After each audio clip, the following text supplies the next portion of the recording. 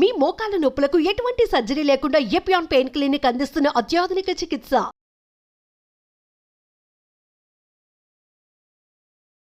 నమస్కారం అండి, నేను Srilatha, chief clinical dietitian, Medicover hospitals, Madhapur. ఇవాళ మనము డయాబెటిక్స్తో ఉన్నవాళ్ళు సమ్మర్లో ఈ వేసవి కాలంలో ఎలాంటి ఆహారం తీసుకోవాలో తెలుసుకుందాం. సో ముఖ్యంగా ఈ వేసవి కాలంలో మనకి రకరకాల పళ్ళు రావడం అనేవి చూస్తూ ఉంటాము. ఈ ఫ్రూట్స్ ఎంతో జ్యూసీగా, ఫ్రెష్గా, మంచి ఆరోమాతో, వాటరింగ్గా ఉంటుంటాయి. మనం ఆ పండు కట్ చేసినప్పుడే దానికి వచ్చే ఆరోమా నుంచి మనం వాటర్ వస్తూ ఉంటుంది నోట్లో. మనకు అది తినాలి అని బాగా అనిపిస్తుంది.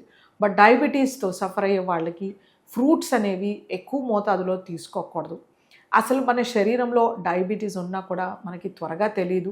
అది మనకి అగ్రవేట్గా సిమ్టమ్స్ అయిపోయి బయటికి, అంటే ఎక్కువగా పొడి బారిపోవడం, నోరు లేదా మూత్రం ఎక్కువ రావడం, ఆకలి ఎక్కువ కావడం, ఇలాంటి సిమ్టమ్స్, లేకపోతే ఏదైనా పుండు మానకపోతే కనుక మనం అప్పుడు వెళ్ళి డయాబెటిక్ పరీక్ష చేసుకోవడం తప్పితే మనం డయాబెటిక్స్ని ఈజీగా మనం కనుక్కోలేము.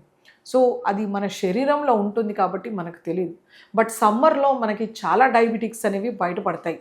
సో ఇంతకు ముందుకు చెప్పినట్టు మనకి రకరకాల పళ్ళు, ఎస్పెషల్లీ మనం ఈ ఎండకు తట్టుకోలేక మనం ఎక్కువ మోతాదులో చెరుకు రసం తాగుతూ ఉంటారు.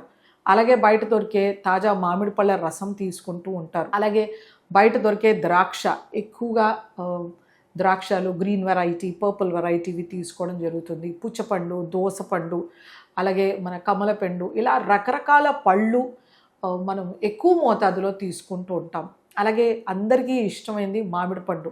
సో ఈ వేసవి కాలంలో మనము పుట్టలుగా చూస్తుంటాం ఈ మామిడి పళ్ళను. ప్రతి వాళ్ళు గంప నిండా కొనుక్కుంటారు, లేకపోతే 5 కిలోలు 3 కిలోలు తీసుకుంటూ 1-2 రోజుల్లో ఆహారం బదులు మనం పళ్ళే తింటూ ఉంటాం. ఇలా చేయడం వలన మనకి డయాబెటీస్ అనేది చాలా పెరిగిపోతూ ఉంటుంది.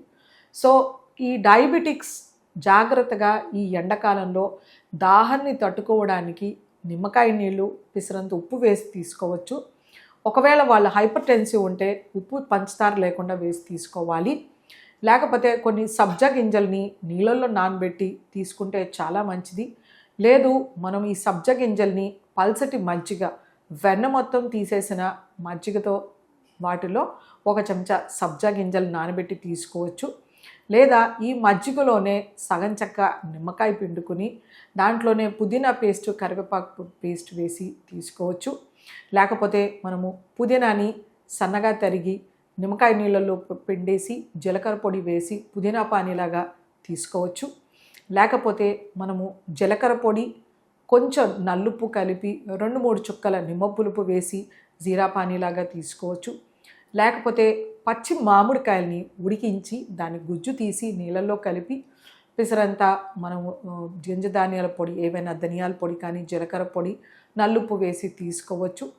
లేకపోతే మనకి కోకం దొరుకుతుంది, కోకంని నానబెట్టి దాని పిండి, దాని జ్యూస్ కూడా తీసుకోవచ్చు.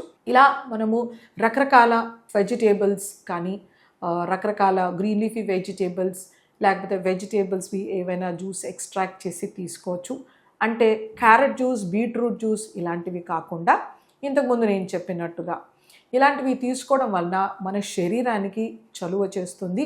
అలాగే దాహము తర్వాత మనకి ఫ్రూట్స్కి క్రేవింగ్ అనేది తగ్గుతుందన్నమాట. సో మనం వేడిగా ఉందని రొట్టెలు, చాలామంది ఏం చేస్తారంటే గోధుమతో వేడి ఎక్కువగా అవుతుందని గోధుమ రొట్టెలు మానేస్తారు. వీళ్ళు ఎక్కువగా అన్నం తినడానికి స్టార్ట్ చేస్తుంటారు డయాబెటిక్స్. దీనివల్ల వాళ్ళకి షుగర్ అనేది పెరుగుతుంది. సో మనం గోధుమ బదులు జొన్నలు కానీ, లేకపోతే సజ్జలు కానీ, అరికలు, సామలు, కొర్రలు ఇలాంటివి తీసుకోవచ్చు.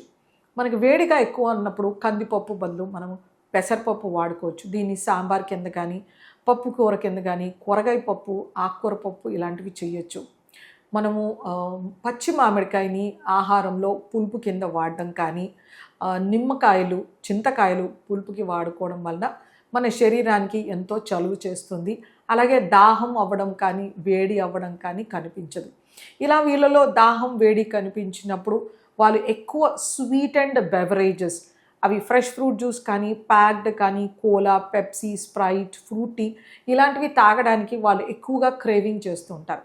సో అందుచేతనే మనము ఇంట్లో చేసే మజ్జిగలు, లేకపోతే ఇంట్లో చేసే సూప్స్ ఏవైనా కూడా, లేకపోతే ఇంట్లో చేసే బెవరేజెస్ ఇంతకుముందు నేను చెప్పినట్టుగా మీరు వాళ్ళకి ఇస్తూ ఉంటే షుగర్స్ బాగా కంట్రోల్లో ఉంటాయి. అలాగే ఫ్రూట్స్ పుల్లగా, చప్పగా, ఫ్రెష్గా, దూరగా ఉన్నవి ఒక టెన్నిస్ బాల్ సైజ్ కన్నా మించి తీసుకోకూడదు డయాబెటిక్స్. ఇలా మనము వేడికి భయపడి కానీ అలాగే చలువ చేస్తుంది అని మనం తెలియకుండా మనలో ఉన్న అపోహలతో రాంగ్ ఫుడ్స్ తీసుకోవడం వలన ఖచ్చితంగా డయాబెటీస్ అనేది పెరుగుతుంది. వీళ్ళలో టైమ్లీ మీల్స్ తీసుకోవడము, ప్రాపర్ హైడ్రేషన్ చేసుకోవడము, నీళ్ళు సరిగ్గా తీసుకోవడం అనేది చాలా ఇంపార్టెంట్.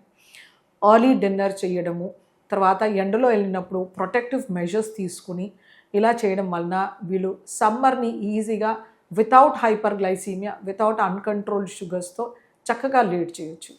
నమస్తే.